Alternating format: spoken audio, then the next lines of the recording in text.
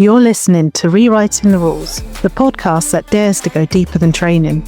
I'm Bethany Bell, creator of the Canine Dialogue Dynamics method, and this is where behaviour meets relationship, science meets the soul, and obedience takes a backseat to understanding. Let's change the conversation. Welcome back to Rewriting the Rules. Today we're going to discuss the myth of a perfect dog. And I think most of us begin our journey with dogs with the very best intentions. We love them deeply, and we want to do right by them, and we want them to be happy, calm, and well behaved. But somewhere along the way, something happens. That simple wish for harmony slowly turns to pressure. We start to hear the words should and shouldn't echoing in our minds. My dog should be able to settle. He shouldn't react. She should walk nicely. And before we know it, we've turned what should be a relationship into a report card. It's almost impossible to escape the images we're surrounded by. Trainers showing perfectly behaved dogs, videos of calm puppies curled neatly on their beds, owners whose dogs never seem to put a paw wrong. And if your dog doesn't look like that, or you don't feel like that, you can end up thinking you failed. That somehow you're not doing enough or doing it right. But let's be honest, when did living with a dog become such a performance? When did we start believing that perfection was the goal? For so many people, the pressure sneaks in quietly. We start comparing our real dog, the one who steals socks, who barks at the postman, who has good days and bad days, to an imagined dog who never falters, never feels anxious, and never gets it wrong. But the truth is, that imagined dog does not exist. Even the calmest, most emotionally balanced dogs have moments where they feel overwhelmed. Even the most educated, compassionate dog parents lose their patience sometimes. And that's not failure, that's being alive. What's happening is that perfection has replaced connection.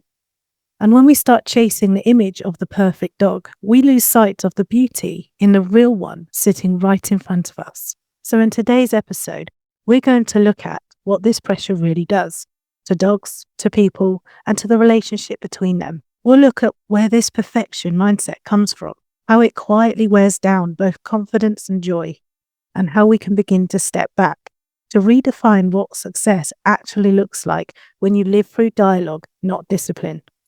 Because your dog doesn't need you to be perfect, they just need you to be present. Perfectionism rarely comes from pride. It almost always comes from fear. Fear of being judged, fear of getting it wrong, fear that if we make a mistake, it will somehow harm the dog that we love so much. Most people who try to be the perfect dog parent aren't controlling or obsessive. They're simply deeply caring. They've often been told that if they don't do things a certain way, their dog will become bad, spoilt, reactive, or out of control. So they try harder, they read, they watch videos, they follow every rule. And in the process, they lose the one thing that really matters, the ability to listen to their dog and trust their own instincts. When perfectionism creeps in, it changes the relationship. We start analysing every look, every sound, every behaviour.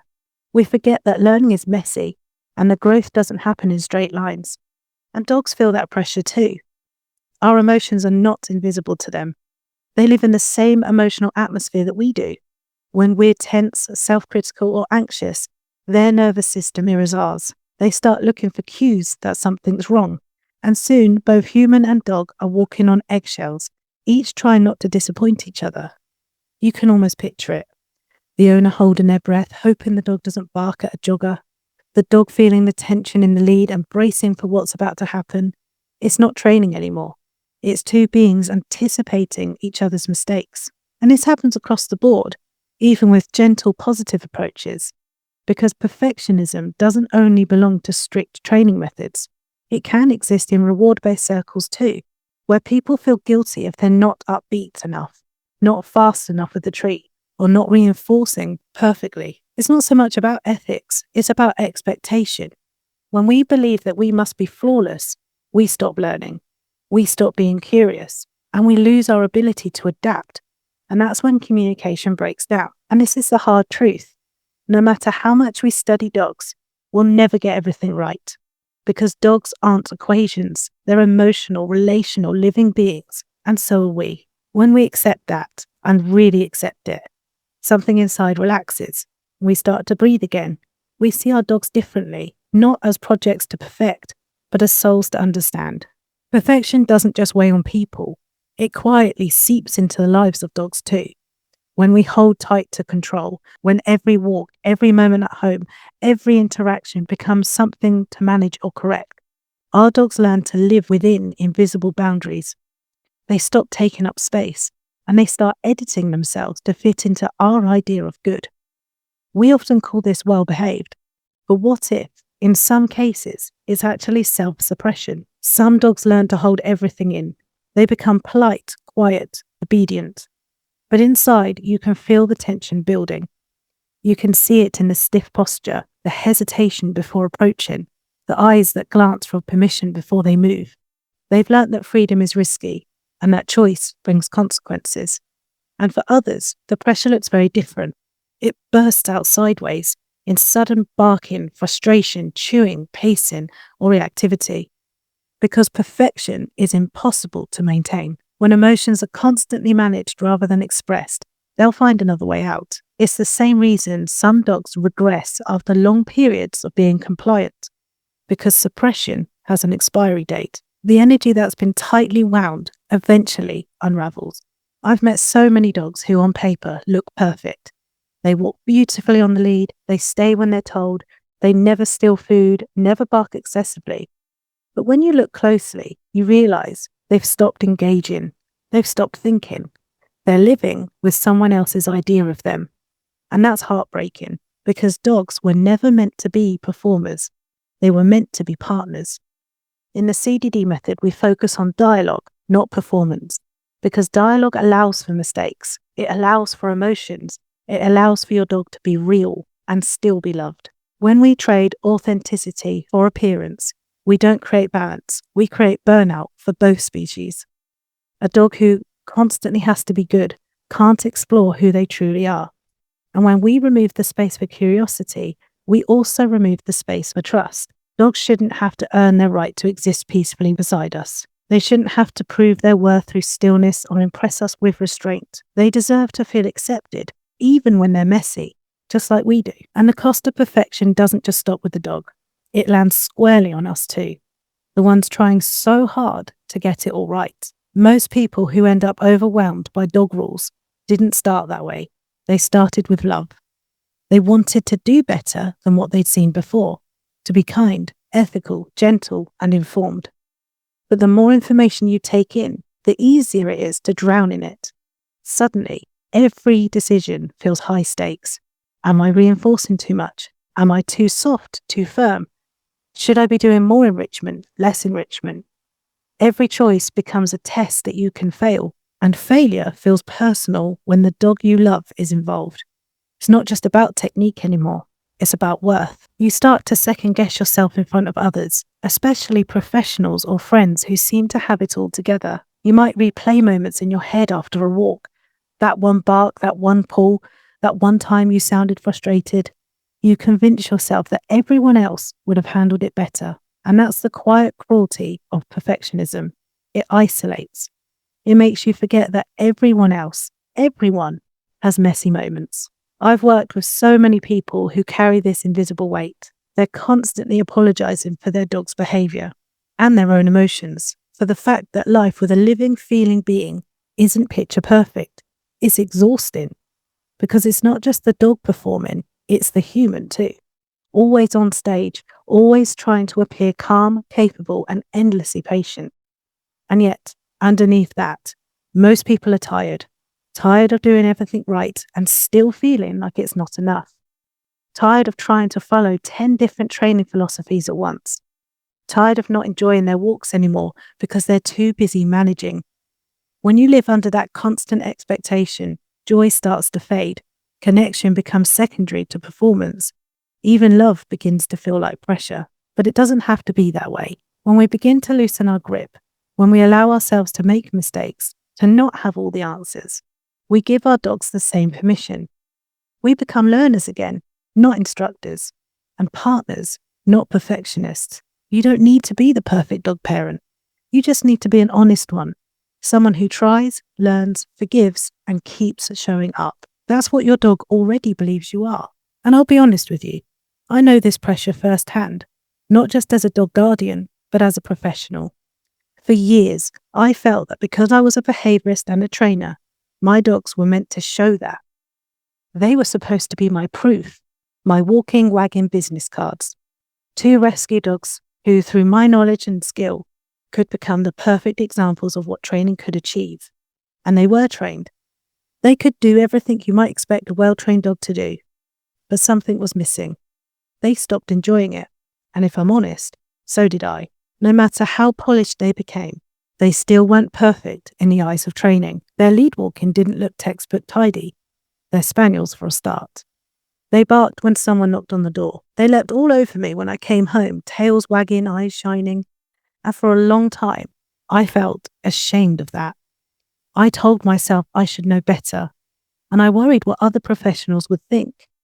Because somewhere I'd absorbed this belief that real skill meant control, that calmness equaled success. But deep down, I enjoyed it. I loved the chaos of those welcomes. I loved their excitement and their noise and the unfiltered joy that filled the room. And one day, it finally dawned me that they were showing me that. When I stopped trying to train every normal behavior out of them, when I stopped shaping them into something that wasn't them, I started to see who they truly were. Walks stopped looking neat and tidy, but they felt real again. We laughed more. We explored more. They didn't drag me down the road. They walked with freedom, with movement that felt natural, comfortable, and alive. And when I came home, I stopped correcting their joy. I let them celebrate. They knew the difference between greeting me and greeting visitors. I didn't need to teach that through commands. They just needed the chance to express love without fear of getting it wrong. That was the moment that everything changed for me, because I realized that perfection wasn't just exhausting, it was hollow. Connection, on the other hand, even when it's messy, is real, and real is always enough. That experience taught me something I'll never forget. Success isn't about perfection, it's about presence. When I stopped measuring my dogs by how tidy they looked or how compliant they were, I began to notice something far more beautiful. Their personalities came alive again.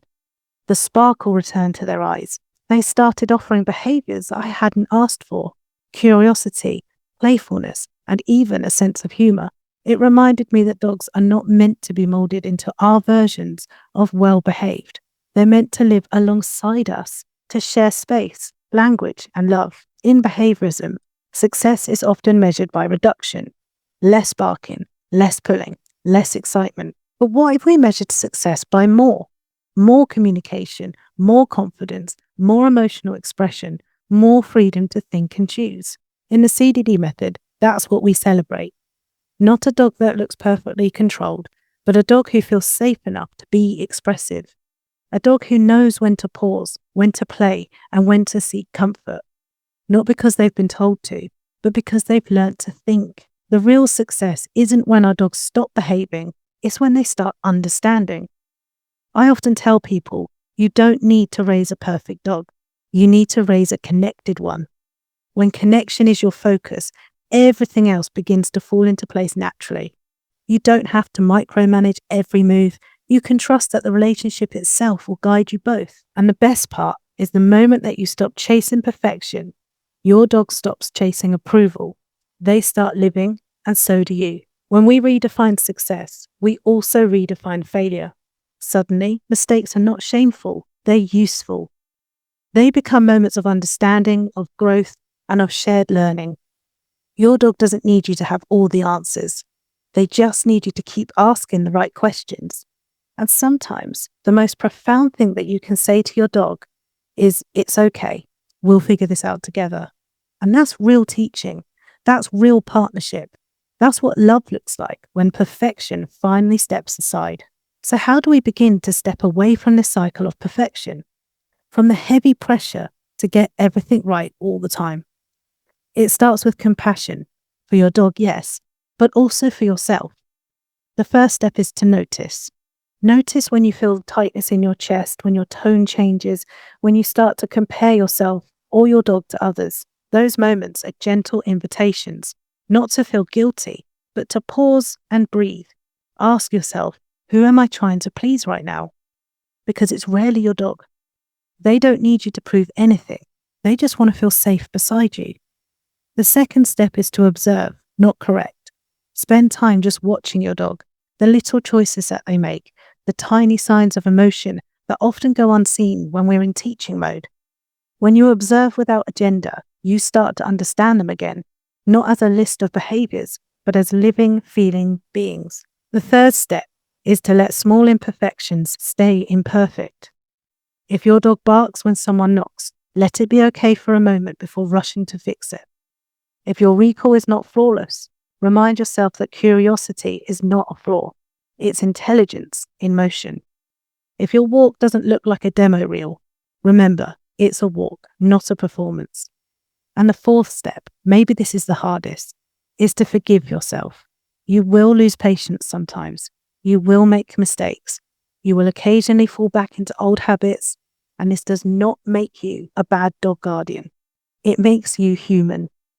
Every time you show yourself grace, your dog will benefit too, because your calm nervous system becomes their calm nervous system, and together, you will learn how to move through life without the constant tension of needing to be perfect. And finally, redefine what doing well means. Maybe it's not about how calm your dog looks in a photo, but how soft their eyes are when they look at you. Maybe it's not about walking in perfect sync, but walking side by side with joy. Celebrate the moments of connection, the tiny glances, the small choices, and the shared moments. That's where the magic happens.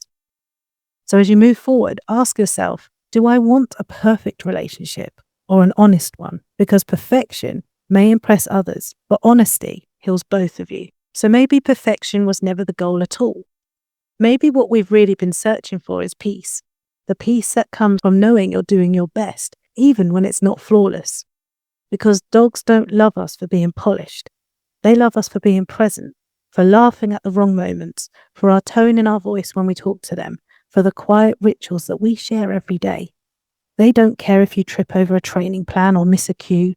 They care that you tried, that you stayed kind, even when it was messy. Letting go of perfection isn't lowering your standards. It's raising your compassion. It's remembering that growth happens in the small, imperfect, beautiful in-betweens. The real transformation begins when you stop trying to impress and start trying to understand. When you realize that your dog's value and your own isn't defined by performance, but by connection. Because love, in its truest form, has room for mistakes. It has room for noise. It has rooms for the parts of us that are still learning. And that's where you'll find freedom, in the quiet space where good enough becomes more than enough. Next week, we're going to look at the obedience hangover, and we can rethink what obedience really looks like. Thank you as always for rewriting the rules with me, for choosing compassion over compliance and connection over control. Until next time, breathe, pause, and remember, your dog doesn't need perfect, they just need you. See you next Thursday.